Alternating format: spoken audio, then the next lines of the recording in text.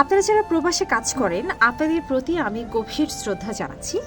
আজকের ভিডিওটা দেখার পরে হয়তোবা আপনাদের চোখের কোণে জল আসলেও আসতে পারে, কারণ আমি যে গল্পটা আপনাদের সাথে শেয়ার করতে চাচ্ছি এটা আসলে শুধু একটা গল্প নয়, এটি হাজারো প্রবাসীর বাস্তব ঘটনা এবং সেই সাথে সাথে কিন্তু একটা সলিউশন দিচ্ছি এই সমস্যাটার, যে সমস্যার সমাধান পেলে প্রত্যেকটা প্রবাসী ভাই বোনেরই কিন্তু উপকারে আসবে। আশা করছি আপনারা পুরো ভিডিওর সাথেই থাকবেন। আর আপনাদের সাথে রয়েছে আমি সোহেলি পারভিন টোমা। প্রবাস জীবন মানে কিন্তু আসলে দিন রাত একেবারে কঠিন কঠিন কাজ করতে হয়। এমন একটা কঠিন পরিবেশ যেখানে তপ্ত রোদেও ঠান্ডায় তাদেরকে পরিশ্রম করতে হয়। এই পরিশ্রমটা কিন্তু আসলে কেউই দেখে না। ভোর 5টা থেকে শুরু হয় তাদের এই পরিশ্রমটা এবং দিন শেষে ক্লান্ত পরিশ্রান্ত হয়ে কিন্তু তারা ঘরে ফেরেন। আর তাদের উদ্দেশ্য থাকে দেশের মাটিতে তাদের পরিবারের কাছে সুখ কিনে দেওয়া, অর্থাৎ তাদের পরিশ্রম থেকে যে আয়টুকু আসে সেই আয়টুকু দিয়ে তাদেরকে সুখ কিনে দেওয়া, অর্থাৎ পরিবারের সুখের জন্য তারা কিন্তু এই পরিশ্রমগুলো করে থাকে। কিন্তু কখনো কি আপনার এই কষ্টের কথা কেউ ভেবেছে? কখনো কি আপনার কষ্টের প্রতিদান কেউ দিয়েছে? এটা কি ভেবেছেন? আপনার পাঠানো টাকায় আপনার পরিবারের স্বপ্ন পূরণ হচ্ছে। আপনার বাবা মা স্বপ্ন দেখছেন দোতলা বাড়িতে থাকবেন, তিনি সেই জন্য আশায় বুক বেঁধে আছেন। আপনি যে টাকাটা পাঠাচ্ছেন সেই টাকাটা দিয়ে আপনার ভাই বোনের পড়াশোনার খরচ চলছে। আপনার বউ তার প্রয়োজনীয় যে শখগুলো আছে সবগুলো মেটাচ্ছে। এমনও আছে যে আপনার বউকে আপনি যে টাকাগুলো পাঠাচ্ছেন সেই টাকাগুলো সে তার শ্বশুর বাড়িতে, মানে আপনার শ্বশুর বাড়িতে ব্যয় করছে, বউয়ের বাবা মার পিছনে ব্যয় করছে। মানে টাকাগুলো কেউ না কেউ কিন্তু অপ্রয়োজনে খরচ করছে, অপ্রয়োজনে নষ্ট করছে। কেউ ভাবছে না একবারের জন্য যে আপনার রক্ত বিক্রি করা, রক্ত পানি করা টাকা দিয়ে কিন্তু এই আয়গুলো আসছে। কিন্তু আলটিমেটলি আপনি কি ভেবেছেন যে এই টাকায় আসলে আপনার জন্য কি থাকছে? মোট কথা তখনই খারাপ লাগে যখন আপনি জানতে পারেন যে আপনারই ভাই বোন বা আপনারই ওয়াইফ আপনার টাকাগুলোকে বেপথে নষ্ট করেছে, কাজে না লাগিয়ে অন্য পথে নষ্ট করেছে। এই যখন আপনি এই কথাগুলো জানতে পারবেন তখন আপনার আলটিমেটলি কেমন লাগবে। আমি কথা বেশি ঘোরাবো না, আমি মূল পয়েন্টে চলে যেতে চাই। যে গল্পটি আমি আপনাদের কাছে শেয়ার করতে চাচ্ছিলাম, মূলত আমাকে আমার এক মামা কিন্তু এই ব্যাপারটা বলেছেন। মামার নামটা আমি বলেই ফেলছি, মামার নাম হচ্ছেন মিরাজ। উনি ওনার কষ্টের কথাগুলো আমাকে যখন বলছিলেন, রাত তখন 2-3টে বেজে গেছে, কিন্তু আমার কাছে একবারও ক্লান্তি আসেনি, বরঞ্চ আমি আবেগ নিয়ে আপ্লুত হয়ে ওনার কাছে কিন্তু ওনার কথাগুলো শুনেছে। মূলত উনি দেশের বাইরে ছিলেন, অনেক অনেক টাকা পয়সা ইনকাম করেছেন, প্রয়োজনে অপ্রয়োজনে বন্ধু বান্ধব সবাইকেই সাহায্য করেছেন। যদি কোনো ফ্রেন্ড ওনাকে ফোন করে বলেছে যে তার মেয়ে অসুস্থ, তার কিছু টাকার প্রয়োজন আছে, উনি পাঠিয়েছেন।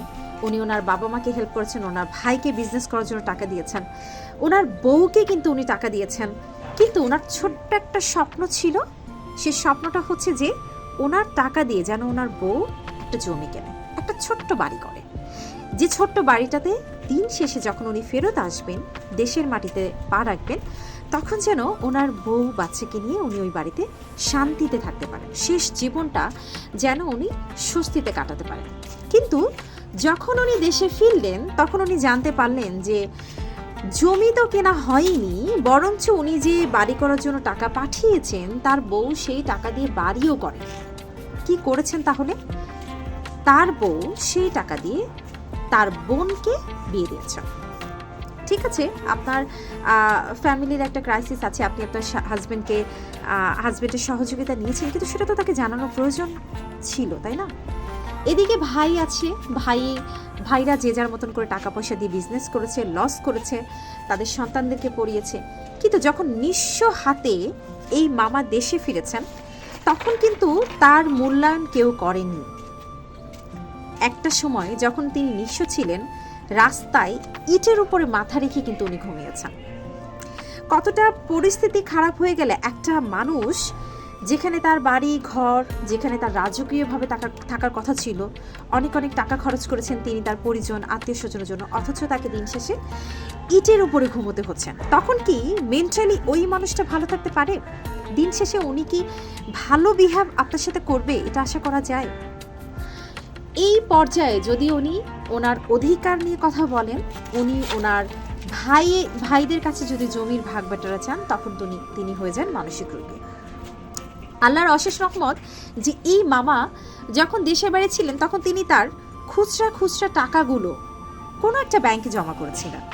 উনি আসলে মনের অজান্তে এটা করেছেন, এটা কিন্তু উদ্দেশ্য নিয়ে করা হয়নি যে এটা ফিউচারে তার কাজে লাগবে। খুচরা খুচরা টাকাগুলো যেগুলো তার মানি ব্যাগের কর্নারে পড়ে থাকতেন, ভাবতেন যে টাকাগুলো এভাবে না থেকে আমি একটা কাজে লাগাই। উনি ব্যাংকে জমা করেছিলেন। দেশে আসার পরে যখন উনি নিঃস্ব ছিলেন, রিক্ত ছিলেন, ওই ব্যাংকের কথা কিন্তু তার মনে পড়ে যায় যে না, ওখানে তো আমার কিছু টাকা থাকার কথা, আমি এত কষ্ট করছি, তাহলে দেখি আমার আসলে ওখানে কতটুকু সঞ্চয় জমা হয়েছে। আলটিমেটলি দেখলেন যে ওনার এখানে মোটামুটি একটা সঞ্চয় আছে এবং সে টাকা দিয়ে উনি কিন্তু চাইলে ভালো কিছু করতে পারে। মোটামুটি ছোটোখাটো একটা অ্যামাউন্ট হলেও সম্ভবত 20-25 হাজার বা 50 হাজার টাকার একটা অ্যামাউন্ট ছিল, কিন্তু ওই বিপদে টাকাটাও বা কম কিসে, তাই না? তো যাই হোক, মামা কিন্তু তার বউর সাথে সংসার করেননি। উনি ওনার মতন করে জীবনটাকে সুন্দর করে সাজিয়ে নিয়েছেন, কিন্তু ওনার জীবন থেকে যে শিক্ষাটা উনি পেয়েছেন, এই শিক্ষাটা কিন্তু প্রত্যেকটা প্রবাসী জীবনের ভাই বোনের জন্যই কিন্তু প্রয়োজন। প্রত্যেকটা প্রবাসী জীবন যারা পার করছেন তাদের প্রত্যেককে এখান থেকে শিক্ষা নেওয়া উচিত যে দিন শেষে আমার আসলে কি আছে, আমি কাদের জন্য কি করছি। প্রতারণা এবং বঞ্চনাই হচ্ছে প্রবাসীদের সবচেয়ে বড় কষ্ট, আর এই কষ্টটা কিন্তু তারা বেশিরভাগ পেয়ে থাকে পরিবারের কাছ থেকে, আত্মীয় স্বজনের কাছ থেকে, বিশেষ করে বাবা মা, ভাই বোন, এমনকি নিজের ওয়াইফ, যাকে ভরসা করেই সংসার করতে হয়, যাকে বিশ্বাস করে সংসার করতে হয়, তার কাছ থেকে কিন্তু এই প্রতারণার শিকারগুলো আসলে হতে হয়। এটা অনেক বড় একটা কষ্টের। এই কষ্টগুলো কিন্তু আসলে মেনে নেওয়া যায় না। বিশেষ করে হয় কি যে বউরা মানে সাধারণত যেটা হয়ে থাকে যে তারা অনেক বেশি ব্ল্যাকমেল করে। আপনি যখন কোনো মাসে টাকা দিতে পারছেন না বা টাকা কম দিতে চাচ্ছেন, তখন হবে কি আপনার পরিবার থেকেই বলবে যে তুমি যেটুকু দাও ওইটুকুতেই আমাদের চলতে আসলে অনেক কষ্ট হয়ে যায়, তারপরে যদি তুমি এভাবে বলো তাহলে আমরা কিভাবে চলি।